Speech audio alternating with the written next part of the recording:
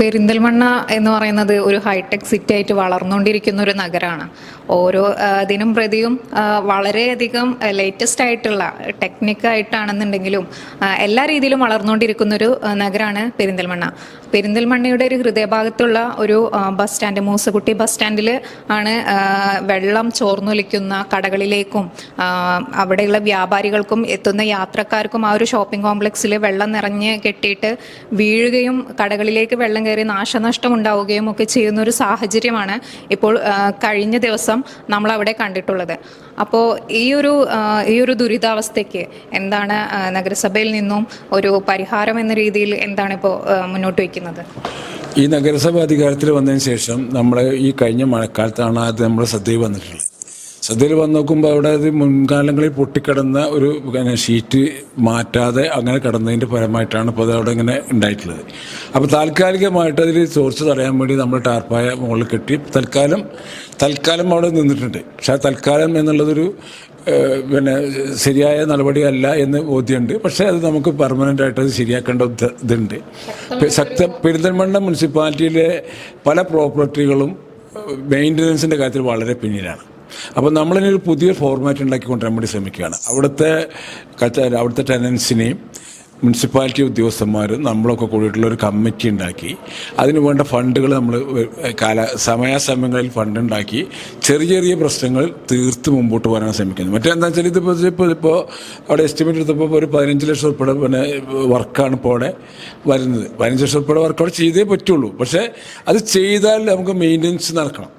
ഇതെന്ന് വെച്ചാൽ ഒരു ചെറിയ പൊട്ട് വന്നാൽ അത് കടന്ന് പൊട്ടി വലിയ സംഭവം ആവുന്നവരെ നമ്മൾ വെക്കും. അപ്പോൾ നമ്മളെന്താ വെച്ചാൽ ഇനിയിപ്പോൾ ഈ ഹൈടെക് കോംപ്ലക്സിലാണെങ്കിലും മാർക്കറ്റിലാണെങ്കിലും ഒക്കെ അവിടുത്തെ കച്ചവടക്കാരുമായി അവിടുത്തെ വാടകയ്ക്കെടുത്ത ആളുകളുമായി ഒരു കമ്മിറ്റി ഉണ്ടാക്കി അതിനൊരു സംവിധാനം ഉണ്ടാക്കി മുമ്പോട്ട് പോകാനാണ് നമ്മൾ ആഗ്രഹിക്കുന്നത്. പൂർണ്ണമായും അടുത്ത സീസണിലേക്ക് വരുമ്പോഴും കൃത്യമായി അതിൻ്റെ എല്ലാ പ്രവർത്തനവും നടത്തിയിരിക്കും. ഇപ്പോൾ ഈ ഒരു മൂസക്കുട്ടി ബസ് സ്റ്റാൻഡ് എന്ന് പറയുന്നത് അതിൻ്റെ ഒരു സ്ട്രക്ചർ 5 നിലകളിലായിട്ട് കെട്ടിപ്പടുത്തതിന് ശേഷമാണ് ഉദ്ഘാടനം ചെയ്യുക എന്നായിരുന്നു കഴിഞ്ഞ അവിടുത്തെ വ്യാപാരികൾ അറിയിച്ചത്. അപ്പോൾ അത് പെട്ടെന്ന് ഇപ്പോൾ ഒരു ഗ്രൗണ്ട് ഫ്ലോറിൽ തന്നെ തുടങ്ങിയിട്ടാണ് പിന്നീട് മുകളിൽ ഒരു ഷീറ്റ് ഇട്ടിരിക്കുകയാണ്. അപ്പോൾ അതിൻ്റെയും കൂടെ ഒരു പരിമിതി എന്നുള്ള ഒരു രീതിയിലാണ് മേ ബി ഈ ഒരു വെള്ളം ചോർന്നൊലിക്കുന്നതൊക്കെ എന്നാണ് പറയുന്നത്. അല്ല, പരിമിതിയാണത്. കാരണം എന്താ വെച്ചാൽ നമ്മൾ 6-7 നിലയുടെ പ്ലാൻ ഉണ്ട്.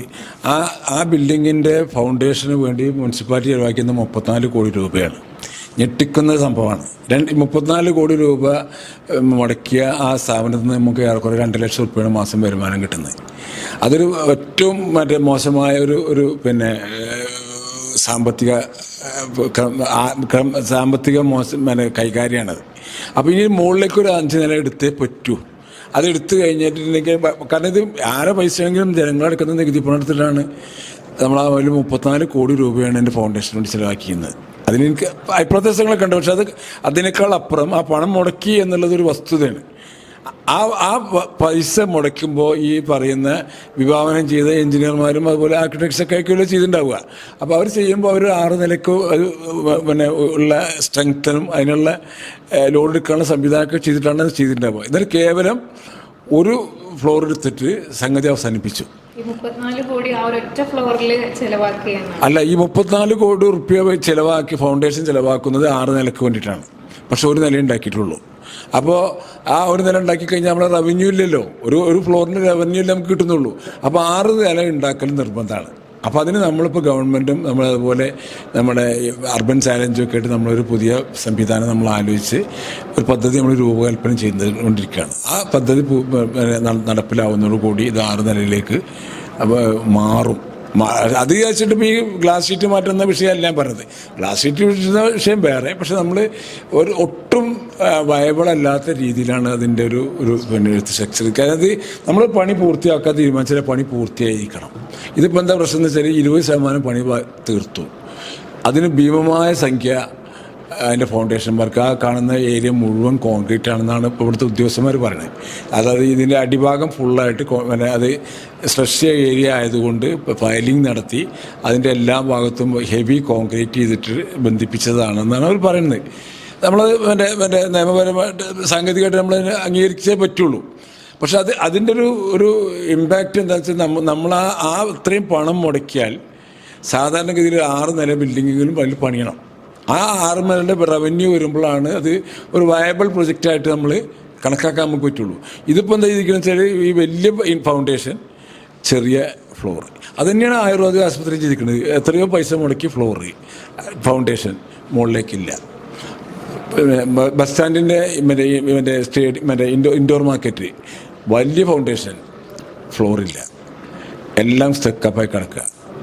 അങ്ങനെ ഒരു സാമ്പത്തിക രംഗത്ത് നമ്മൾ ഒരു പദ്ധതി പ്രാവർത്തികമാക്കുന്നതിന് മുമ്പായിട്ട് നമ്മൾ അതിൻ്റെ അതിൻ്റെ എവിടെ നിന്നാണ് അതിൻ്റെ ഫണ്ട് സ്വരൂപിക്കാൻ കഴിയാമെന്നൊരു തീരുമാനം ഉണ്ടാവണം. അപ്പോൾ നമ്മളൊരു വീട് വെക്കാൻ പോകുമ്പോൾ നമുക്കൊരു വീട് വെക്കാൻ നിൽക്കുമ്പോൾ നമ്മളതിൽ ഇത്ര പൈസ ഉണ്ട്, ഇത്ര പൈസ ലോണ് വരും, അല്ലെങ്കിൽ ഇന്ന പൈസ ഇന്നാളൊക്കെ നമുക്ക് വാങ്ങാൻ കഴിയും, അല്ലെങ്കിൽ ഇന്ന സമയത്ത് തിരിച്ചു കൊടുക്കാൻ കഴിയും. ഇങ്ങനെ ഒരു സാധാരണ കാൽക്കുലേഷൻ ഉണ്ടാവുന്നതിന് അന്ന് സാധാരണക്കാരുണ്ടാവുന്ന പോലെ മുനിസിപ്പാലിറ്റിക്ക് ഒരു പ്ലാൻ ഉണ്ടാവണം. ഇതെല്ലാ പണിയും ടെൻഡർ ചെയ്ത് പോയി, ചെയ്ത പണികളൊന്നും തീർക്കാൻ കഴിഞ്ഞിട്ടില്ല. അപ്പോൾ ആയുർവേദ ആശുപത്രിയിൽ അത് ഒരു 1.5 കോടി ഉറുപ്പോളം മുടക്കി അവിടെ നമ്മൾ പൈസ ഇട്ടിട്ടുണ്ട്. 50 ലക്ഷം ഉറുപ്പോളം കരാറിന് കൊടുക്കാൻ ബാക്കിയുണ്ട്. ഒന്നും ചെയ്യാൻ പറ്റാത്തൊരവസ്ഥയിൽ എവിടെ നിന്നാണ് അതിന് ഫണ്ട് എന്നതിനെ പറ്റി യാതൊരു കള്ളാസും ഇവിടെ ഇല്ല. അപ്പം ഇനി മുനിസിപ്പാലിറ്റി അത്രയും പണം ഉണ്ടായിട്ട് ചെയ്യാന്ന് പറഞ്ഞാൽ ഒട്ടും പ്രായോഗികമായിട്ടുള്ളൊരു കാര്യമല്ല. അപ്പം അതിന് പുതിയ ഫൈനാൻഷ്യൽ എക്സ്പെർട്സുമായി നമ്മൾ പോസ്റ്റ് ചെയ്ത് നമ്മൾ ഈ ഫിനാൻഷ്യൽ കാര്യങ്ങളിൽ വിദഗ്ധന്മാരായ ആളുകൾ പുതിയ മാർഗ്ഗങ്ങൾ അവർ നമുക്ക് തന്ന് ആ മാർഗ്ഗങ്ങൾ നമ്മൾ കൗൺസിൽ ചർച്ച ചെയ്ത് തീരുമാനിച്ച് അതിവേഗം നമ്മൾ മുമ്പോട്ട് പോകും. ഇപ്പോൾ ഇപ്പോഴും മഴക്കാലം ശക്തമായിട്ട് ചില ദിവസങ്ങളിൽ രാത്രികളിലാണെന്നുണ്ടെങ്കിലും അല്ലെങ്കിൽ രാവിലെകളിലാണെന്നുണ്ടെങ്കിലും ശക്തമായ മഴയാണ് നമ്മൾ നേരിടുന്നത്. അപ്പോൾ ഈ മഴയിലൊക്കെ അവിടെ ഒരുപാട് 6-7 കടകൾ ലോട്ടറി കച്ചവടക്കാരാണ്. അവരെല്ലാവരും അവരുടെ ലോട്ടറികൾ നനഞ്ഞു എന്ന് കഴിഞ്ഞാൽ പിന്നെ അവർക്ക് നഷ്ടമാണ്. അപ്പോൾ താൽക്കാലികമായിട്ട് ഇപ്പോൾ എന്താണ് താൽക്കാലികമായിട്ട് നമ്മളിപ്പോൾ ഈ മുകളിലിട്ടിരിക്കുന്ന പോളികാർബൺ ഷീറ്റാണത്. പോളികാർബൺ ഷീറ്റിന് പൊട്ടിയതിൻ്റെ മുകളിൽ നമ്മൾ തൽക്കാലം ടാർപ്പായി വെച്ച് അടച്ചിട്ടുണ്ട്. അപ്പോൾ അത് വെച്ചപ്പോൾ നമ്മൾ വെച്ച് കിട്ടിയിട്ടിപ്പോൾ വെള്ളം ഒരു പൂർണ്ണമായി എന്ന് പറയുന്നത് ഒരു 10% ചുരുങ്ങിയിട്ടുണ്ട്.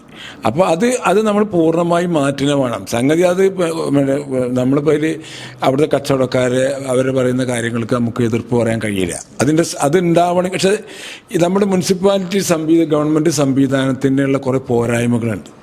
അത് നമ്മൾ സാധനം കൊണ്ടുവന്ന പ്രൊജക്റ്റാക്കി, അത് പ്രൊജക്റ്റ് പോയി, അപ്രൂവലായി, അത് കഴിഞ്ഞ് ടെൻഡറായി, നടപടിക്രമമായി വരുമ്പോഴത്തേന് 6 മാസം വരെ സമയമെടുക്കും. അപ്പോൾ നമ്മൾ ഒരു പുതിയ മാർഗം നമ്മൾ അവലംബിക്കാൻ പോകുന്നത് അവരുമായിട്ടൊരു കമ്മിറ്റി ഉണ്ടാക്കി, അവരും നമ്മളും കൂടി ഒരു ഫണ്ട് ഉണ്ടാക്കി, ആ ഫണ്ട് യഥാസമയം നമ്മൾ അതിലേക്കുള്ള പ്രവർത്തനങ്ങൾ ചെയ്യാനുള്ള ഒരു രൂപമാണ് നമ്മളിപ്പോൾ ഇവിടെ എല്ലാം നമ്മുടെ പ്രോപ്പർട്ടീസിലും ചെയ്യാൻ പോവുകയാണ്.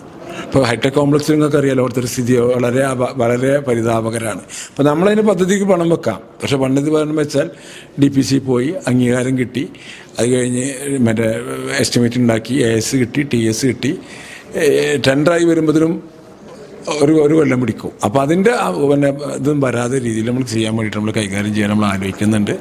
ഏതായാലും മാസം കൊണ്ട് പൂർണ്ണമായും നമ്മളത് ശരിയാക്കുമെന്നാണ് നമ്മൾ വിചാരിക്കുന്നത്. പഴയ സ്വർണ്ണമോർത്ത് ഇനി വിഷമിക്കേണ്ട. കവിത ഗോൾഡ് ആൻഡ് ഡയമണ്ട്സിൽ ഇതാ മൺസൂൺ ഗോൾഡ് എക്സ്ചേഞ്ച് ഫെസ്റ്റിവലും NRI ഫെസ്റ്റും.